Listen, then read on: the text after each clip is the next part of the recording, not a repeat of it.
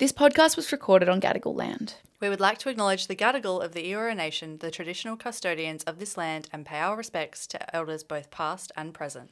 Always was, always will be Aboriginal land.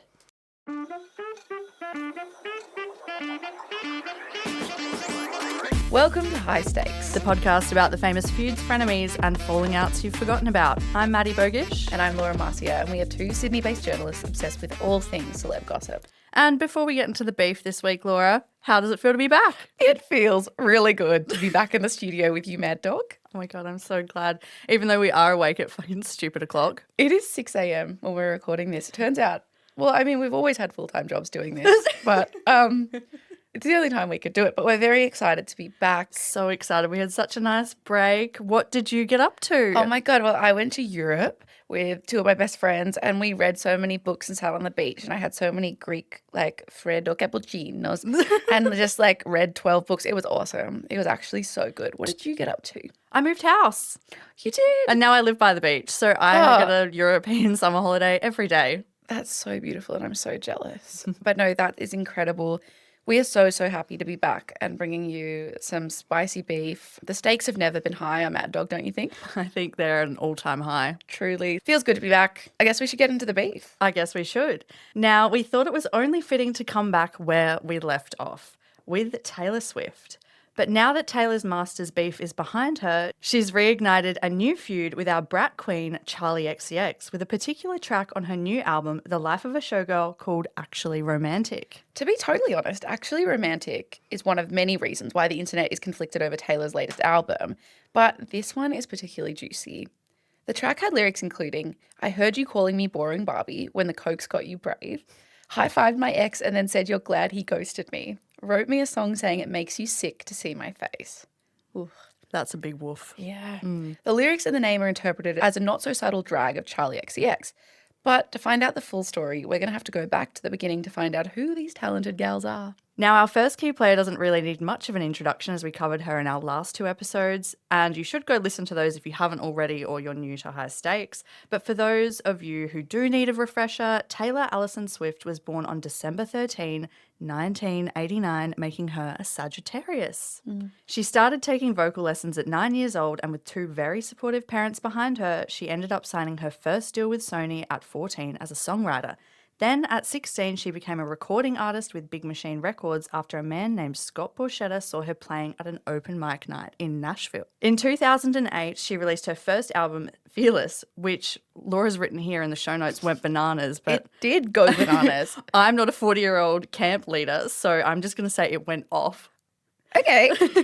It's 6 a.m. I know. Take it down a notch, Mad Dog. But no, it actually really bothers me that she has so much charisma but talks like she carries trail mix in her pocket. I don't even know what to say to that. Any- What's wrong with carrying a snack? Anyway, Taylor Swift's album Fearless went off. She followed it up in 2010 with Speak Now, then Red in 2012, then 1989 in 2014, Reputation in 2017, Lover in 2019, Folklore and Evermore in 2020, Midnights in 2022, and the Tortured Poets Department in 2024. Makes me stressed just hearing that. I'm like nervous. I'm like, that's so much work. It's so much work. So Taylor works hard, as we've just said, and that's not even mentioning the re-record she did before she finally got her masters back. Jeez. Again, if you want the full Taylor Swift lore, please go listen to our 2-part deep dive on the masters drama with Scooter Braun. But since then, Taylor has gotten engaged to her tight-end footy player, Travis Kelce, and most recently released her 12th studio album, The Life of a Showgirl. In this album, Taylor enters a new era, which she gives us a peek behind the curtain to her life, well, as a showgirl. Notably, she compares herself to Elizabeth Taylor, sort of. Would we say that? Kind of. Yeah, she kind of does. Yeah. At least her love, I guess. Isn't that it? I think so. She sings about getting dicked down by Trav and, of course, comments on her alleged beef with Charli. She does. But before we get into that, let's meet our girl, Charli xcx. Hey, girl. Hi, girl.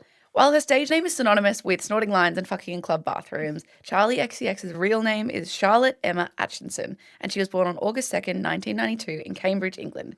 This makes her a Leo like us. And I knew there was a reason we liked her. No, 100%. We're so transparent. Charli is an only child to parents John Aitchison, a Scottish entrepreneur, and Shamira Aitchison, who is a nurse and former flight attendant. Her mum, Shamira, is also of Indian Ugandan descent. While she was born in Cambridge, little Charlotte grew up in Essex near Stansted Airport and attended Bishop Stortford College in the neighbouring Hertfordshire. I'm really sorry if I said any of those words wrong. All sound made up. I do. But while our girl might be known for being quite bratty today, some would say, she was actually described as an exceptional pupil by the headmaster, John Maguire. This was, though, after she won 5 Brit Awards this year. So do we believe that she was an exceptional pupil, or do you think it was for clout? I mean, maybe both things can be true. Maybe she was a good pupil, probably not good enough to gush about her, but she did just win 5 Brit Awards. So I would be 5, did we say? Yeah, 5. Yeah, I would be quick to be like, she was the best pupil I've ever had. 100%. She probably was quite studious, at least in music class. I think she might have been. I reckon she would have been. Oh, look, she's so driven. That's exactly right. Yeah. So while she was being an exceptional pupil, Charli was also dabbling in music. And at 14, she convinced her parents to loan her some cash so she could record her first album. Slay. Slay indeed. And then 2 years later, she started sharing songs on MySpace. I swear that's how all good musicians have started. Yeah, it's a pretty cool origin story. So she chose the name Charli xcx, and apparently Charli's stage name was her old MSN Messenger alias. She later told the Rolling Stone that people have speculated that the XCX means kiss kiss, but I really just chose the name because I thought it looked cool and sounded catchy. Did you have an MSN alias? Not that I can remember, but my first Hotmail was seaweed is yum. And you're right for that. I know. I had just had sushi for the first time, I think, when I had done that. Can you tell? Yeah, Yeah. but also I still remember when I first had sushi, and it was like a crazy thing for me. It was so good. And it's like chicken teriyaki. It's not real sushi. I had salmon avocado, and it actually, I still remember where I was sitting. Isn't that crazy? Anyway, Sorry. what about your MSN alias? Yeah. So my Hotmail, just because we're on it, was Meep Devil Trouble. Ha ha ha. And then my MSN name, I remember it was Loza87, but with like L was capitalized and the A was lowercase, and then the U was capitalized and the R was low. I thought it looked like kind of fun on the page, you know? Yeah, and I've always considered you a real master of design. I'm really good at Canva. Anyway, okay, so like any good story of a kid trying to make it in the world, Charli's online music caught the attention of club promoters, and she ended up scoring invites to play at underground raves and warehouse parties, which is an endeavour that her parents really supported. Good for them. When we were reading about this, I'm pretty sure some of them, they attended some of them. Oh, I love that. Yeah.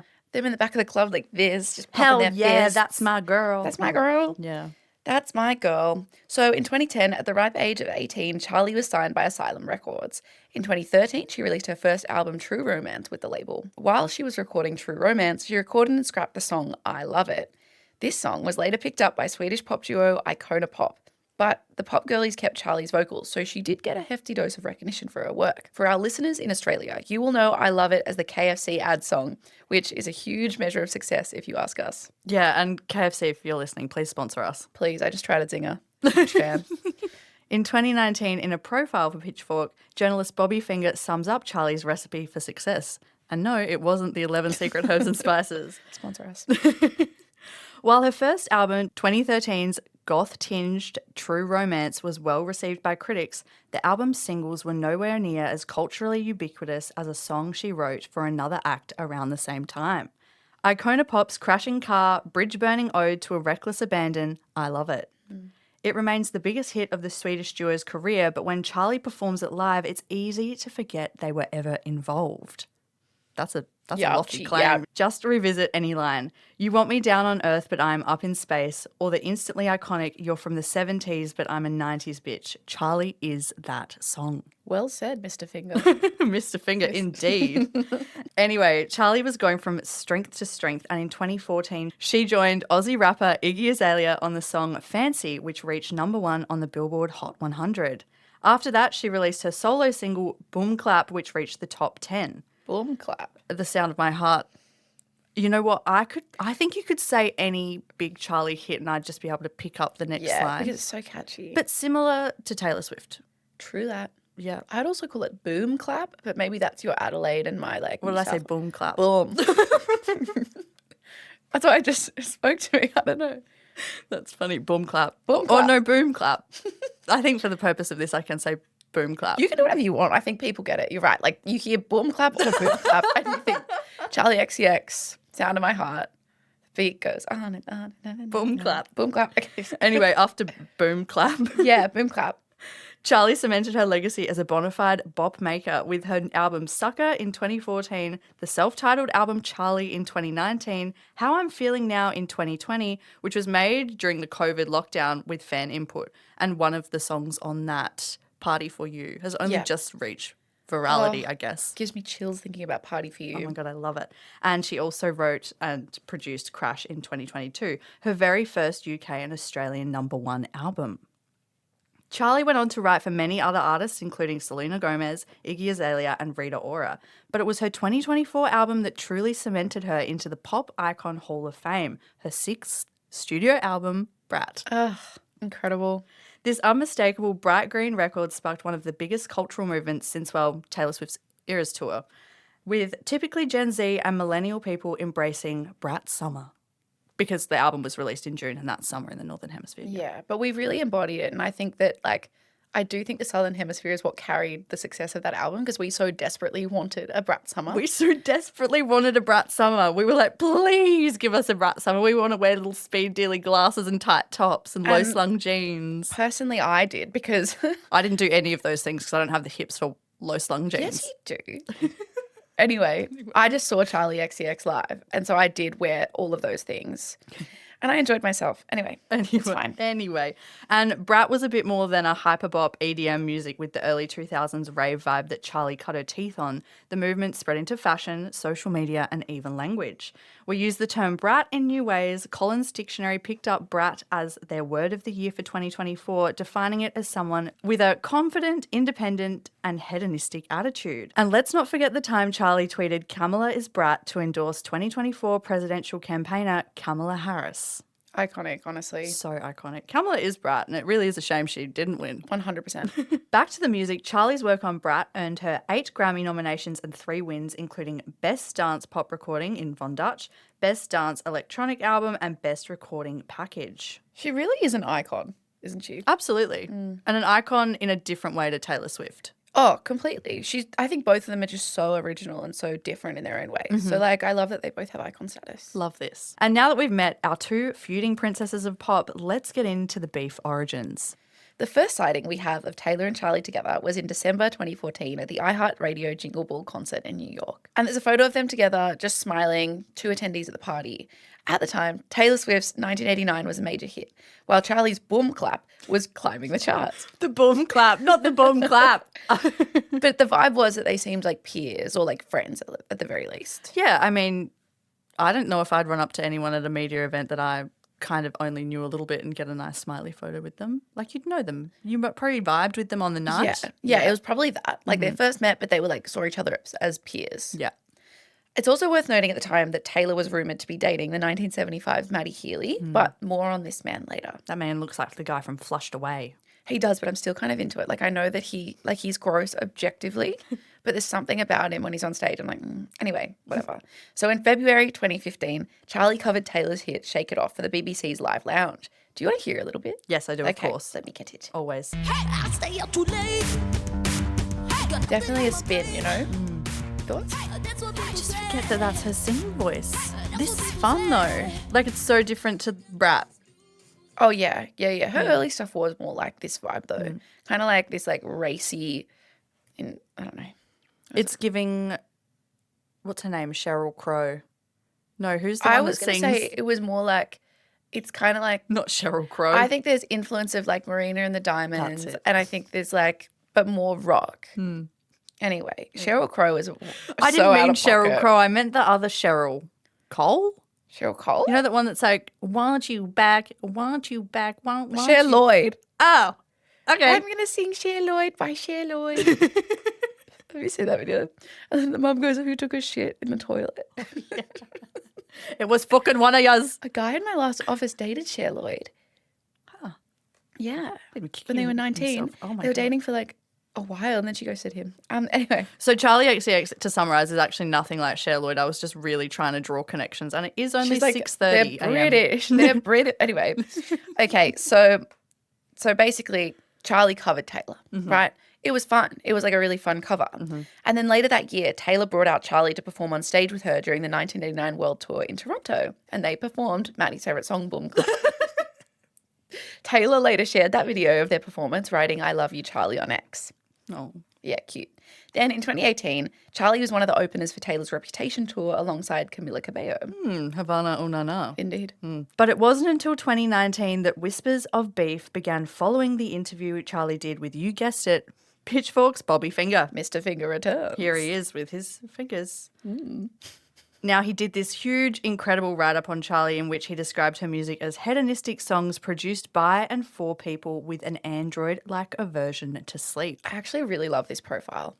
Yeah, me too. It's so good. That's why I put so many quotes in there. I was like, I can't pick my favourite one. Yeah, exactly. Now, Bobby also reflected on her fans, the angels who thrive in dirty club dance floor environments in the early hours of the night. Here's what he wrote that stirred up some shit. Increasingly, Charli has come to realise that those same diehards might be all that matter to her.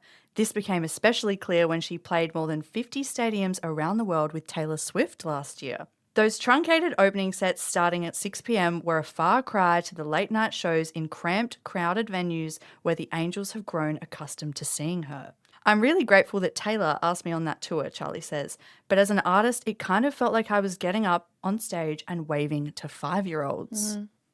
I don't know why you're nodding in agreement. You've just dissed all the Swifties. Hey, I think that, look, we'll get to why I'm nodding in agreement in a minute. The performances served a purpose, though. It made Charli decide to never open for anyone ever again. I've done so much of it and it really cemented my status as this underdog character, which I like now, she says. But I need to just do my own fucking shit, finally. Obviously, the internet came for Charli and her 5-year-old's comment with X definitely popping off a little bit. One user wrote, "Send Charli xcx back to 1999 because she is no longer needed." That's pretty funny. That is very clever. The people on the internet, they spend too much time there and I love that for them. Agreed. While another user wrote, "I hope Charli xcx enjoyed her 13 seconds of fame." Well, you're just wrong, aren't you? I mean, it's been a few years now. It's been 6 years. Charli responded to this criticism on X where she claimed her words had been taken out of context by people on the internet. As I say in the article and have said many times before, I am extremely grateful to Taylor for inviting me to open for her. She also went on to say that it was a great opportunity, but she just wasn't used to an all-ages show. Yeah, and I think she also said in this response that she posted on X that she had this really amazing long conversation with Mr. Bobby Finger, and it, as does every article, it gets kind of, brought down to a few lines. You only have so many words. So even though she said the chat was really good, she said it was an extended conversation and it just got narrowed down to like a little bit. So that's why I was nodding. And then after this, things got a little bit quiet on the Taylor and Charli front. So that's nice. Yeah, until 2023. Ow. So this is when Taylor and Charli found themselves running in the same circles. So Taylor briefly rekindled her romance with the 1975 Matty Healy again in May, following her breakup with actor Joe Alwyn. It was a strange time because the pair hadn't really, Sorry, I'm just laughing because you never just go back to a situationship for no reason, hey? No, like that, yeah. It was a strange time. Girl, why did you do that? Also, what's the bet? She had a really traumatic breakup With Joe. Oh, yeah, absolutely. And she's just Like, that's what I thought you were scurrying getting for at. anything. Yeah, look, who can blame a girl? Yeah, it's true. It was like this situationship was pieced together by eagle-eyed fans who noticed that they'd like mouth messages to each other while they were on their respective tours, because Taylor was on the Eras tour and the 1975 were on tour as well. And it would be like in certain love songs and they'd just like say things like mouth like, "I'm thinking about you," or like shit like that. It was really bizarre. Yeah, and then it was confirmed when they ended up being papped meeting up between shows. And then a little while later that kind of fizzled out and then the Tortured Poets department was released. And that was very clearly about their breakup.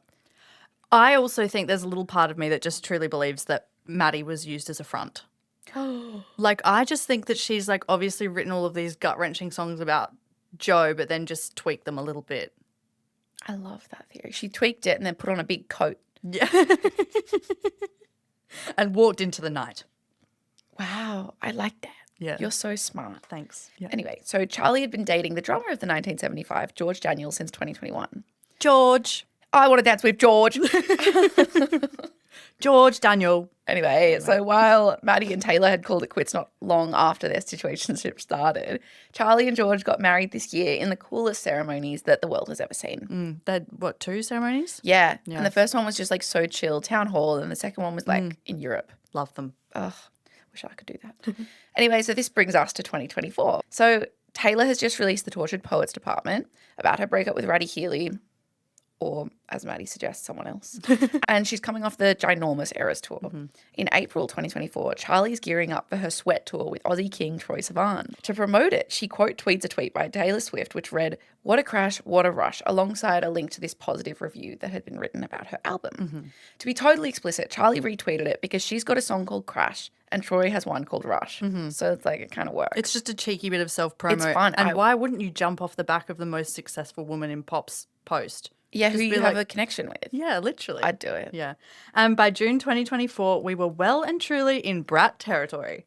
Like we mentioned earlier, Brat was more than an album. It was a cultural moment, and Charli was praised for not only making some absolute bops. 360's my favourite. Oh, no, Apple. I take that back. You know Apple's what? your favourite? Yeah. Mine's Sympathy is a Knife. Well, that's good. Yeah, it is. But hey, there's so many bops on the album. It's So many bops on the album.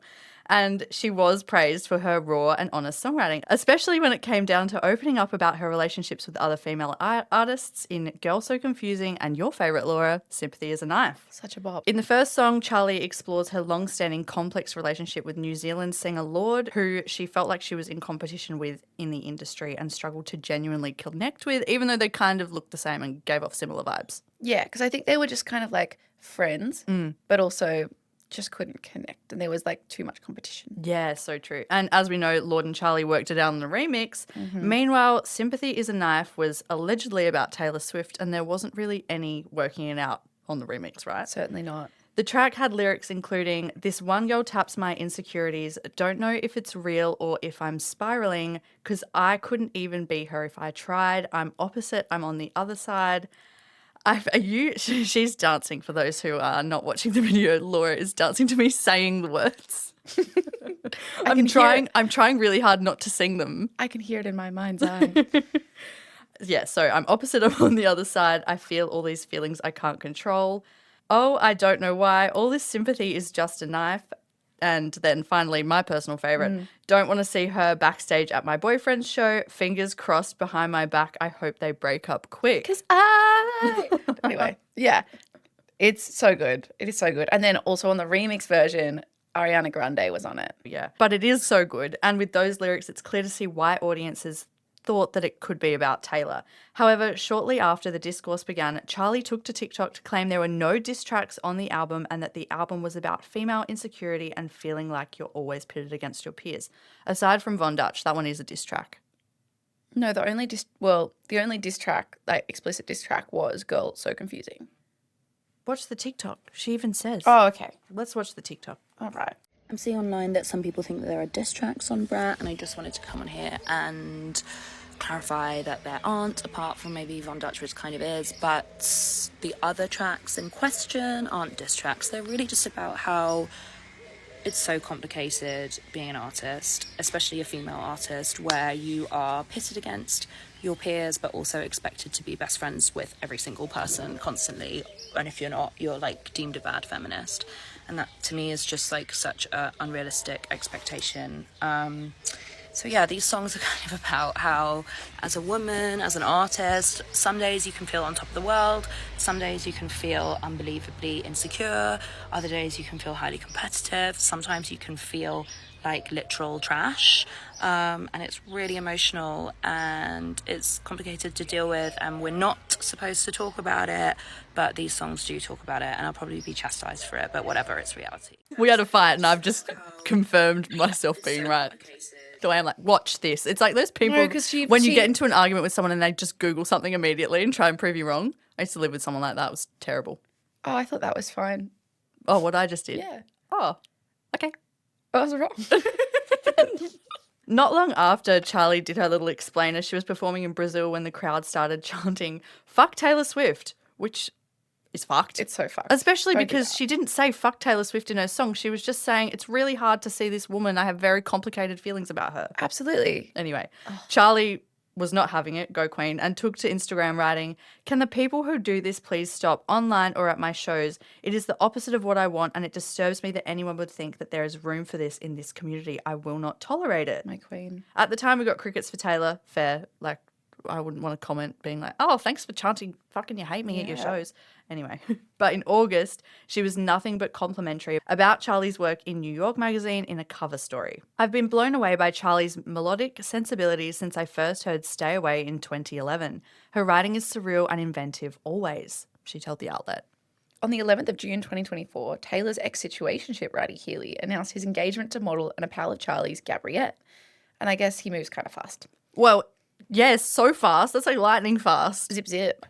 Unless he was just seeing them both at the same time, Yeah. But which men have been known to do. They have. And I also just think it wasn't that serious with Taylor. I think it was a situationship Oh, thing. that's true, yeah. But Miss XCX told New York Magazine, I've always quietly thought that they'd be a good couple, speaking of Matty Healy and Gabriette. But, We've just removed his name as well. We just started calling him Ratty. oh, it's just a habit. Sorry, Matty Healy, who the internet's named Matty Healy because he's done a lot of things that are questionable. Yeah. But behind the scenes, fans suspected that there was some foul play happening when Taylor dropped a UK-specific variant of her latest album at the time, The Tortured Poets Department. I think just to butt in here. Yeah. I think she also did it to Billie. Yes. This Billie is Eilish. Because Oh. I've mentioned here, like, it's not the first time she's been accused of this. Oh, sorry, keep going then. No, totally. But it isn't. She's been accused of this a bunch of times. So the Yeah. theory was that Taylor only released this particular vinyl variant to block Charli's Brat from topping the charts. Yeah. And it does sound far-fetched, but, like, it's kind of happened enough times now that we're like, Miss Girl is up to something. Yeah. But I also think, I'm just butting in now. That's 'cause I okay. keep having these thoughts. Yeah. I just think it's like, it's probably nothing sinister. She just wants to be the best. Yeah. But then even Swifties have said to us before, like, Oh, true. she is quite calculated in the way that she. My three does it. Swiftie friends are always No, like, same. Yeah. she's petty. No, totally. And she's like admitted that she's a bit petty. Anyway, despite this, any rumors of tension between Taylor Swift and Charli XCX to close out 2024 were nowhere in sight at the 2025 Grammy Awards. Held on February 2nd, the ceremony featured a high-octane performance from Charli that had Swift bopping along. Love that. But it does bring us to this month when Taylor dropped her long-awaited album, The Life of a Showgirl, on October 3rd. While there are a bunch of noteworthy songs, such as Wood, where she talks at length about her fiancé's wang in Innuendo, classic, it's the track Actually Romantic that has the Swifties and Angels talking. And from the moment Taylor released the track list, fans speculated that the name of the song referenced Charlie's song, Everything is Romantic, along with Sympathy is a Knife. I actually love this song. It's a good song. Oh, she's talented. She's We've said it talented. before. So just to be very clear, the lyrics are, I heard you calling me boring Barbie when the Cokes got you brave. High-fived my ex and then said you're glad he ghosted me. Wrote me a song saying it makes you sick to see my face. Some people might be offended. Elsewhere, she refers to the subject as a toy chihuahua barking in a purse and essentially says it's actually sweet how much time and effort this person in the song has put into hating her. Naturally, after Brat speculations, people pointed to Charli as the subject of the track. However, online theorists reckon it could be about Kim Kardashian. I mean, also from what we know about Taylor Swift, it's probably just about multiple people. Yeah. It's fucking probably about everyone.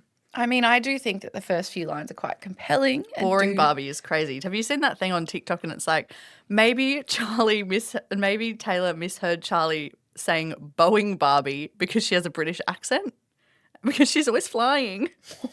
I was like, Boeing Barbie is quite funny. me a minute, She's but a I Boeing like it. Barbie. No, I Anyway. feel like it could be. I think that, but I just think when the Cokes got you brave, no one has got that aligned image with Coke usage, like alleged Coke usage. Alleged. Like Charli, Yeah. or at least Coke culture, Yeah. And Okay. Coke has a culture.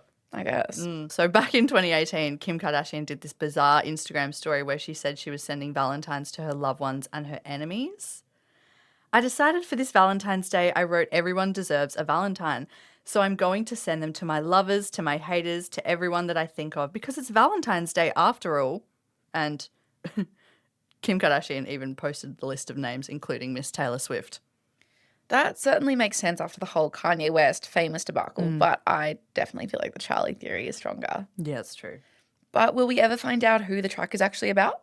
Probably not. No. Taylor hasn't specifically commented on the beef. However, she did release a snippet of the backstory of the song for the official release party of a Showgirl film. It's sort of a love letter to someone who hates you, she said. I don't hate you, and I don't think about this. But, like, thank you for all the effort. Honestly, that is, wow.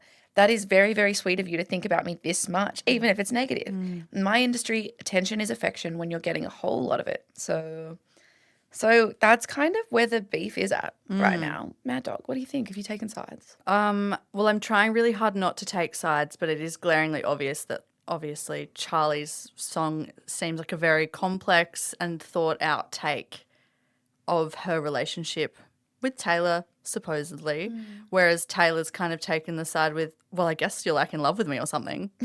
Like, honestly, but I do think with that being said, the life of a showgirl is coming across in that persona. Not, I wouldn't say a mean girl persona, but it's just like a version of Taylor we haven't seen before, right?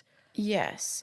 I think also it's really hard to kind of play that. I'm not saying she's playing a victim mentality, but she's leaning into like that this is happening to me thing.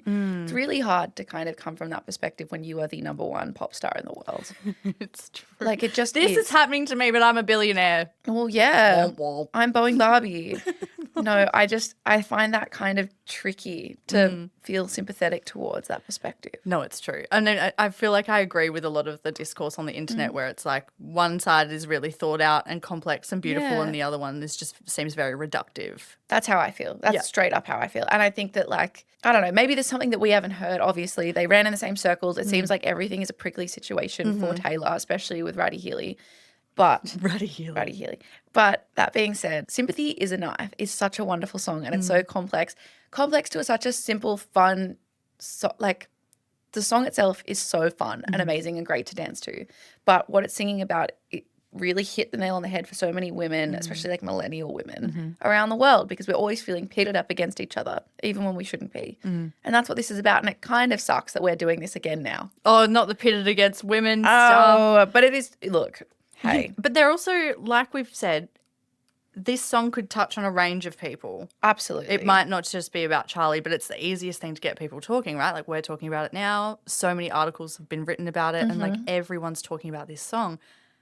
Yeah. I guess what I'd be interested to know is like what's Charlie's response been? Not much, hey. No. I was like, I don't think I've seen anything. Well, People in comments have been like, someone said, please, Charlie, release Life of a Snow Girl, which is so funny. That's so funny. There's no one funnier than people in TikTok comments. It's true. I saw this article that was like, Charlie responds, and it wasn't. She just posted a picture of herself in the studio.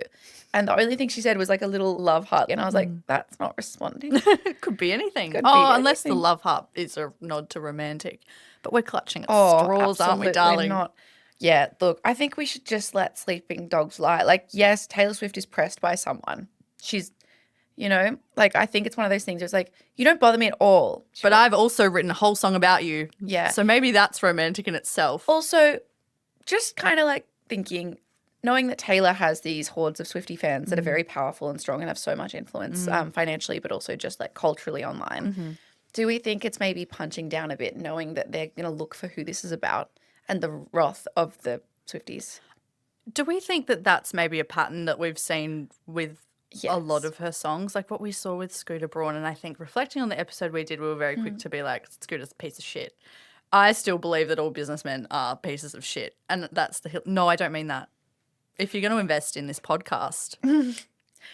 I do think that when you're navigating circles with that much money, there is perhaps something Self-serving. Yeah. Yeah. So I think in a way deserved. But I do think like when you can unleash hordes of fans on someone, Yeah. it does seem like it's punching down. and Especially again. because it almost seems like Charlie hasn't really said anything. But then again, we don't know what's happened behind closed doors. Hey? Yeah. Maybe she did call her boring Barbie. Maybe she really did high five Matty Healy for ghosting. I mean, that's never nice. But you could call me boring Barbie and I'd be like, okay, she's calling me pretty. You think I'm really pretty? You think I'm pretty? That's crazy. That's second Mean Girls quote for the day, babes. It's not even 7 a.m. I know. Tell me about it. Now, I think the Swifties will come for me for this, but I don't think this album lyrically is as strong as her others. And I also think the lyrics are quite juvenile. I just, over the years, I'm not a Swiftie, right? Not a Swiftie. And I do think perhaps she gets heralded too much for her lyricism. And now the Swifties are catching up because this album feels a bit rushed to me. You reckon?